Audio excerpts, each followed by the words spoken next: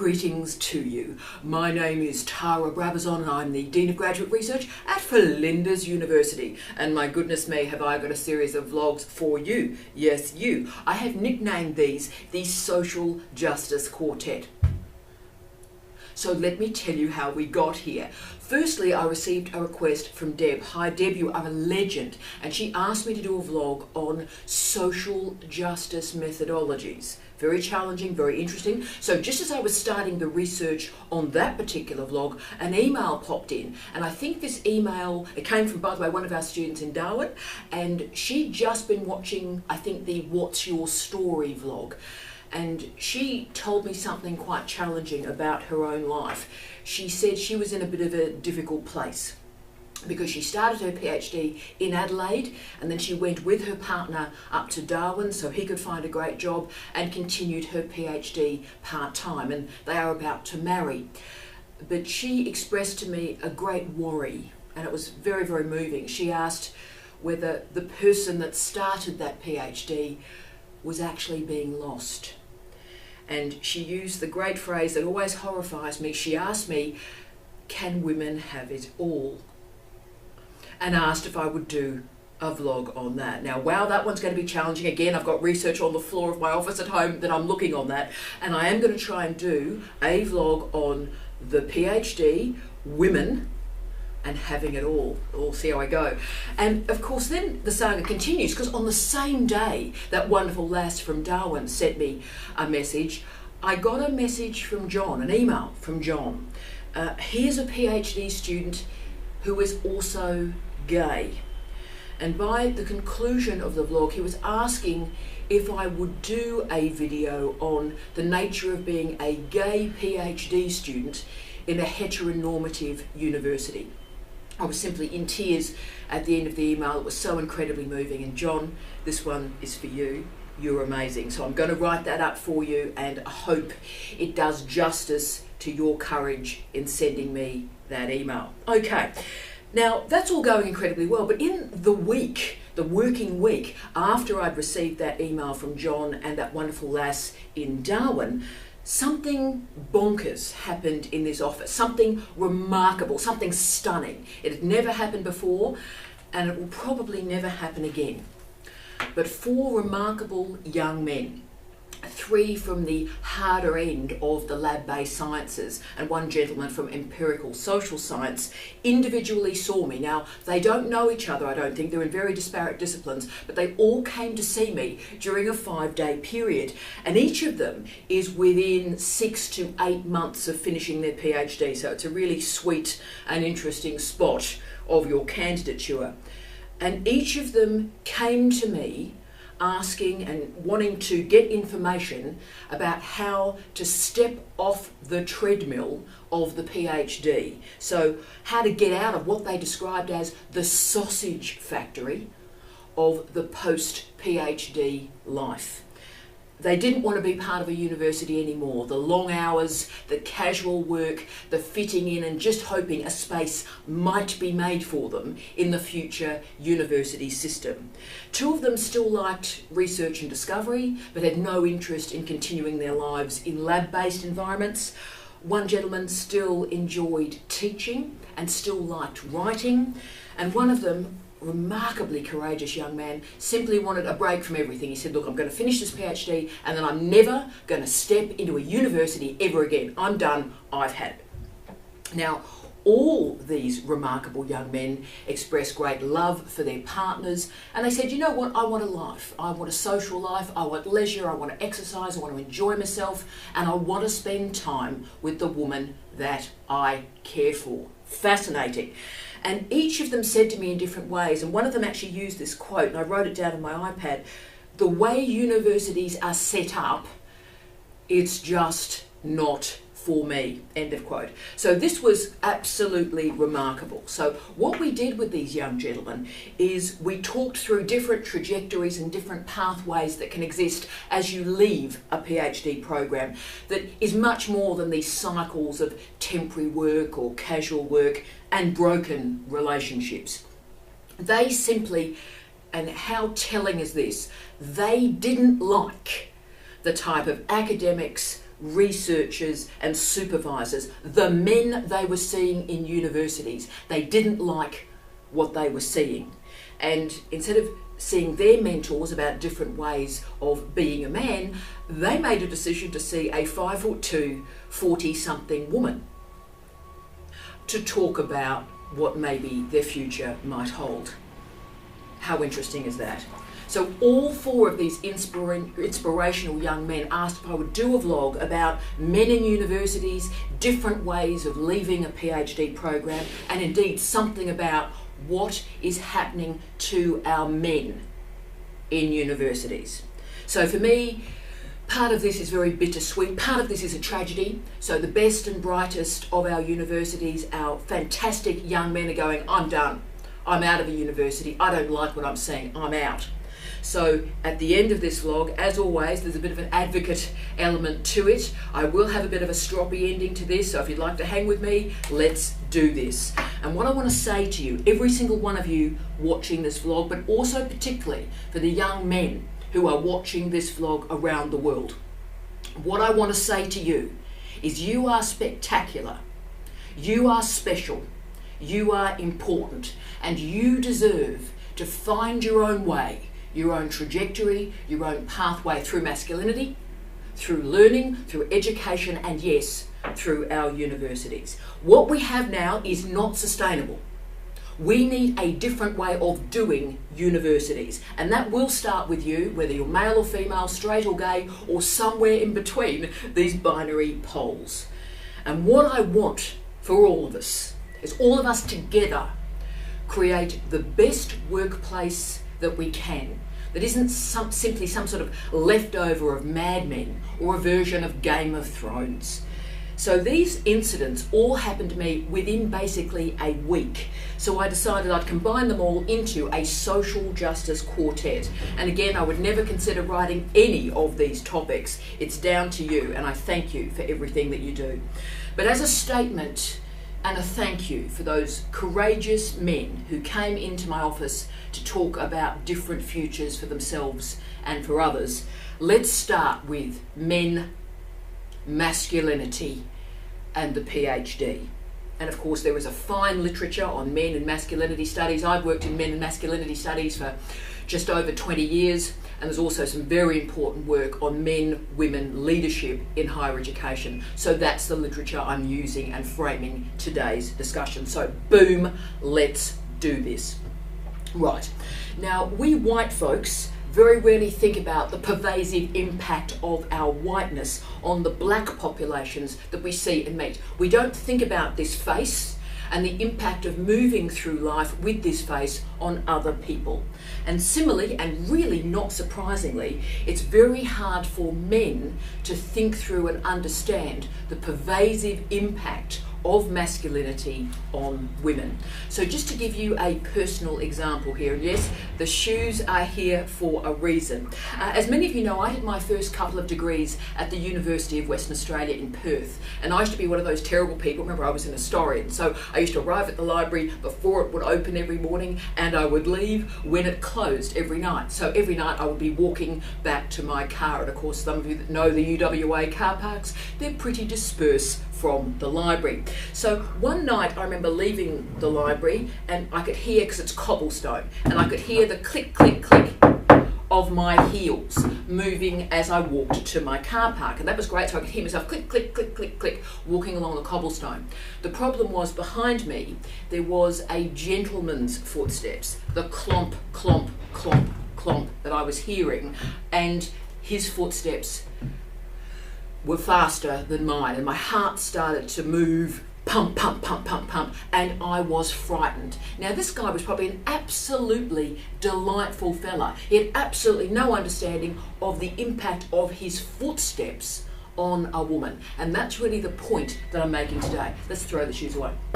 Okay, so he was a delightful guy, but you might like to think about all the reasons that exist in our culture why a fit young woman would be frightened of a man's footsteps. Okay, so what is the nature of this power that straight men hold? Well, their first power is the capacity to silence alternative stories.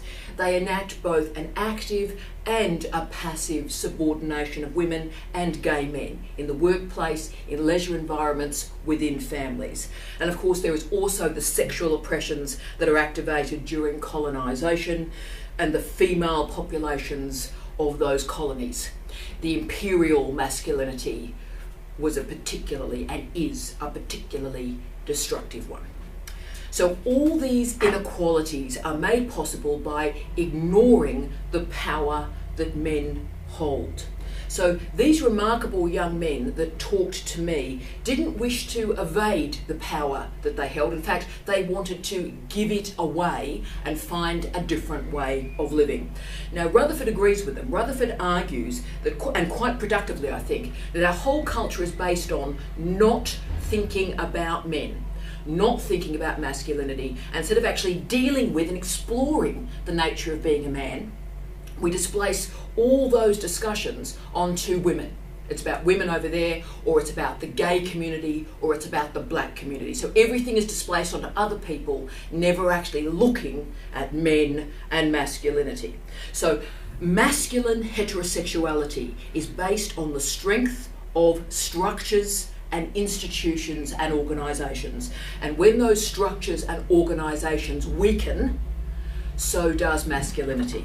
So what are those structures? What are those institutions? Well, the introduction of new technology, the de-skilling of male jobs, high levels of male unemployment, the growing sector and grouping of employed part-time women, with the resultant transformations of the private sphere and family life, but also the exposure of child abuse and men's violence against their partners and wives, and obviously in the last couple of years, the extraordinary growth of the Me Too movement.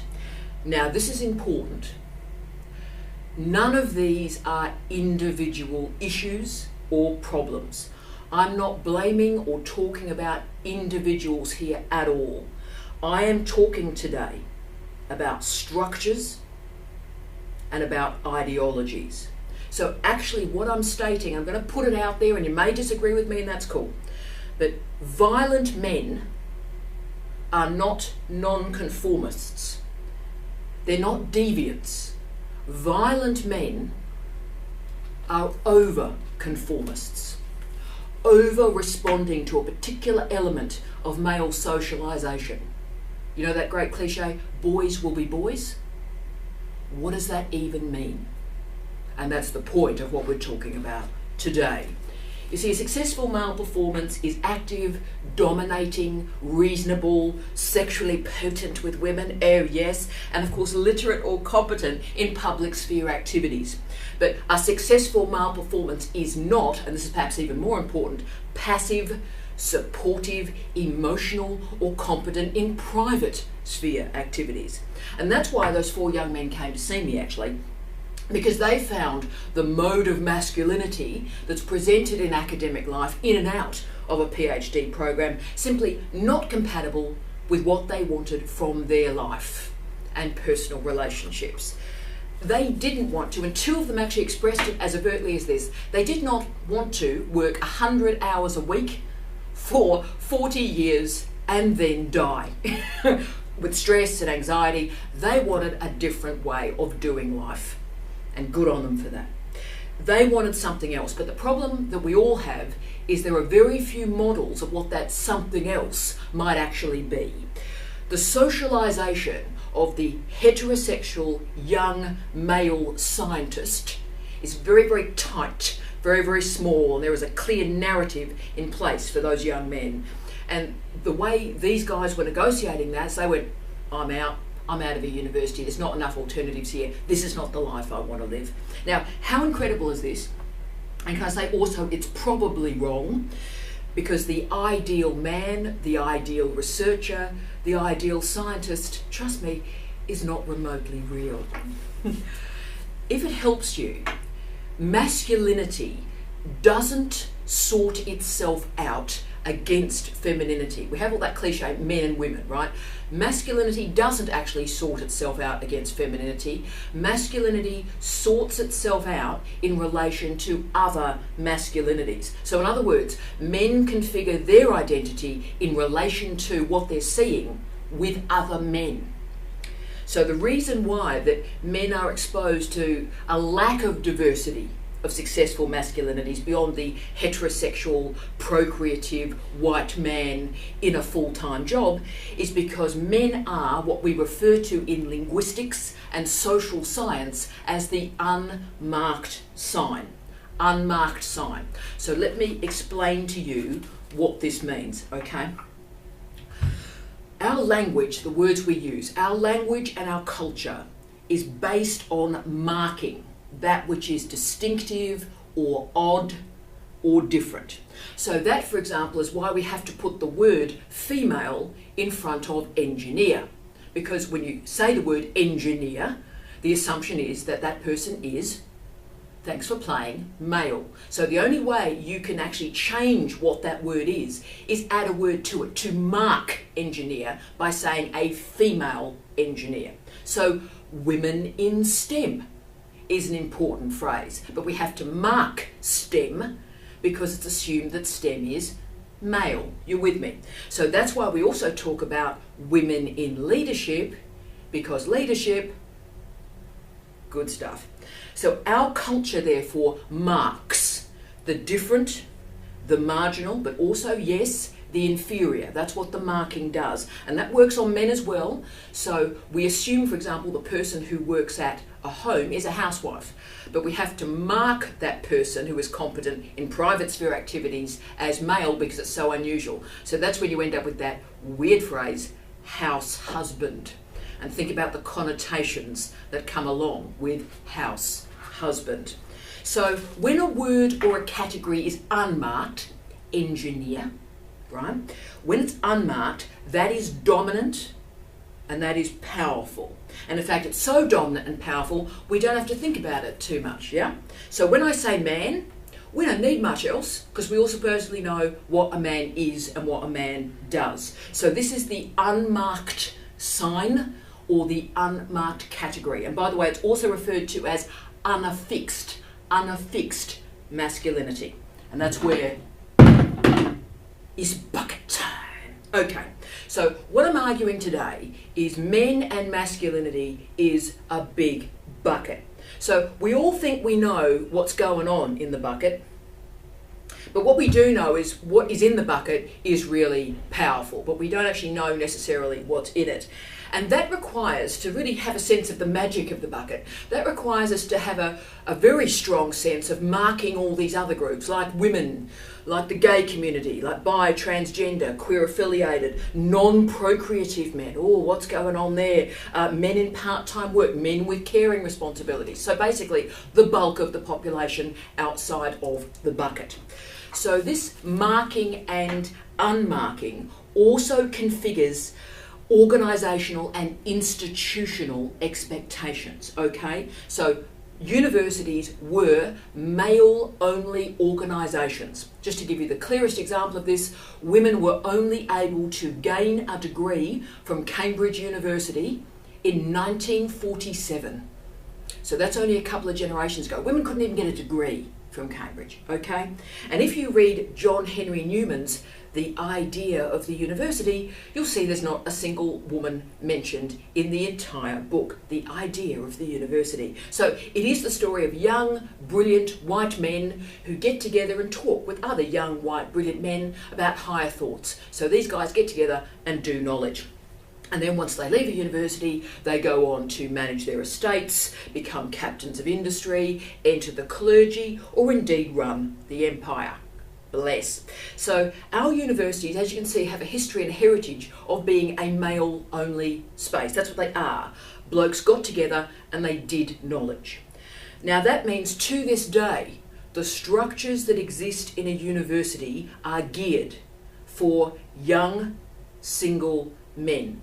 And when those young single men enter the workplace, they then marry, and the women take care of the private sphere, and the men go on to success in the public sphere. So as you can see, this unmarked sign stuff is quite tough on the rest of us. But the point I'm making today is this unmarked sign stuff is actually really tough on men. In universities, there's incredible structure and momentum for young men to become academics. And it has, to be frank, a huge amount of similarity with Newman's time. Now, this is not remotely real or rational or the experience of the majority of people that exist in our university, but the bucket remains. Remember, the average PhD student at Flinders University is about 36 years of age, and our gender split is pretty good between male and female.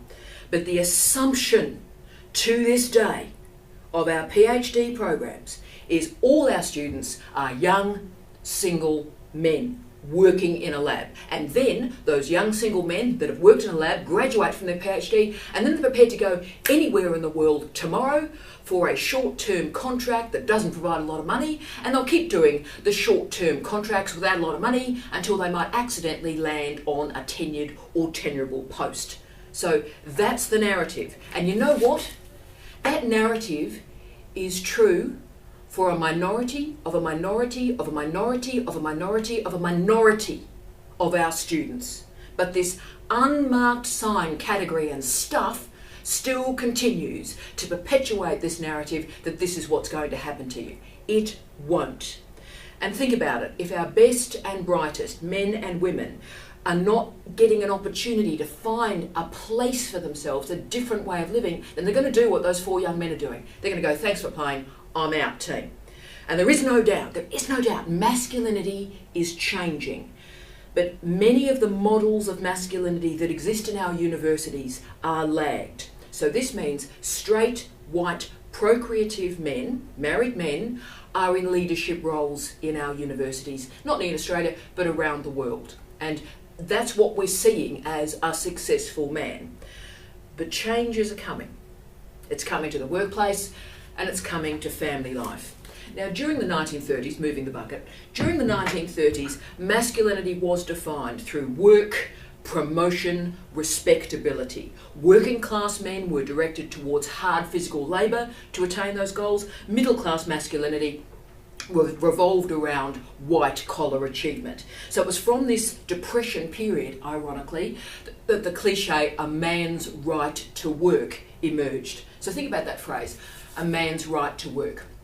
A man has a right to be submissive to the daily routines of work, to ignore social alternatives, to neglect his or her family. So men's experience, therefore, in life, from certainly the 1930s, but really through the Industrial Revolution, was very, very contradictory, because they are in a subservient position in the workplace, but a dominant position in the home. And that paradox has a lot of consequences on masculinity.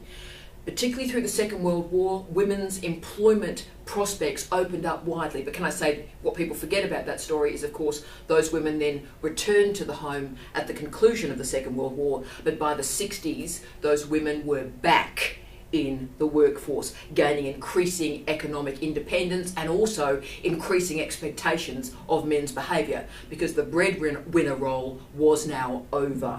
And then no-fault divorce arrived at the end of the 1960s, early 1970s, through much of the world. So this meant a woman, for the first time really, had a right to walk out of a dysfunctional relationship. So therefore an ideological shift was in place for women team, moving from self-sacrifice, so I will sacrifice my life for my family, to a sense of entitlement. So women saying, you know what, I actually do have a right to a bit of happiness. Yeah.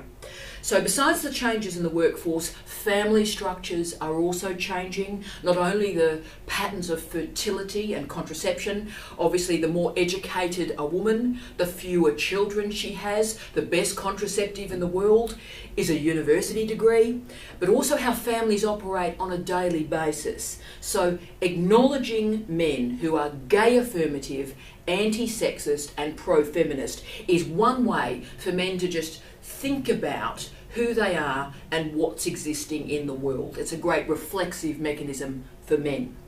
And of course, all men are not powerful.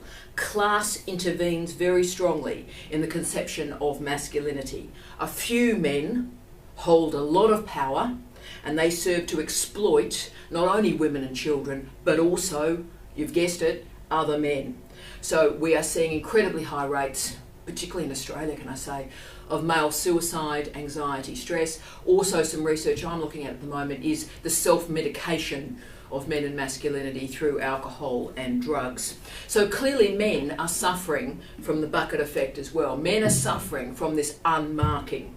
Heteronormative masculinity is pretty dangerous at the moment. It's threatened, it's challenged, it's disrupted, and it's provoked.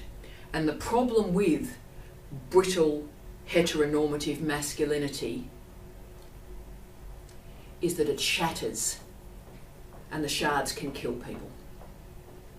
So men have choices to make. The advantage of being in power or holding some power is that actually you can make different choices. And there are incredible benefits in finding alternative pathways through masculinity. But the last bit of this vlog today is really a warning, because you're going to have to hold your nerve. For the men out there, I'm looking at you. You're going to have to hold your nerve, you're going to have to be courageous, and you're going to have to show some gumption. And I'll tell you why.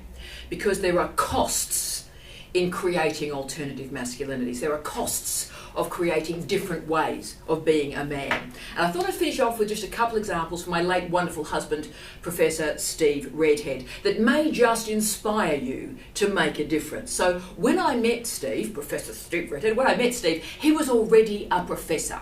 He was world famous, he had changed a whole series of disciplines, he built a whole series of other disciplines.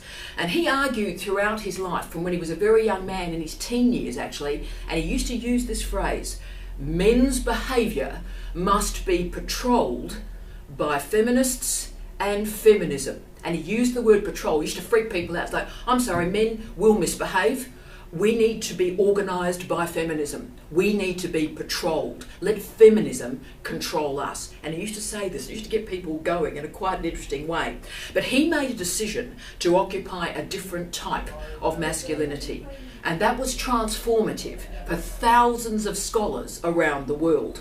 He supervised the first transgender PhD student in the world, and he used his credibility as a straight white man to create space and protection for that student.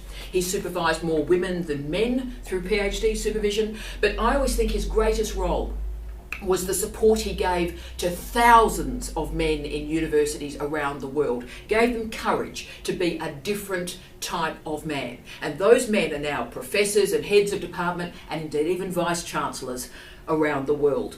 Now, he'd done all of this heavily influenced by feminism before we even met. He was this posh professor and I was just a humble senior lecturer. I just published my second book, and he made a decision to support me and to support my career. And he used to say to me, quote, "I've made so many mistakes, let me use my mistakes to help your career," end of quote. So he put his money where his mouth was. He left a British chair, he left a professorship that he'd held for 30 years to move to Australia and help me in my career.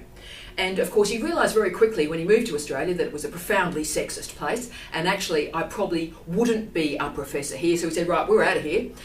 You're going to get a professorship in the United Kingdom. So yes, I applied for a British chair and I got one. And still to this day, you know, if I hadn't gone overseas and gained that professorship and that chair and all that experience and profile, I wonder if I would ever have been promoted to a professor in Australia.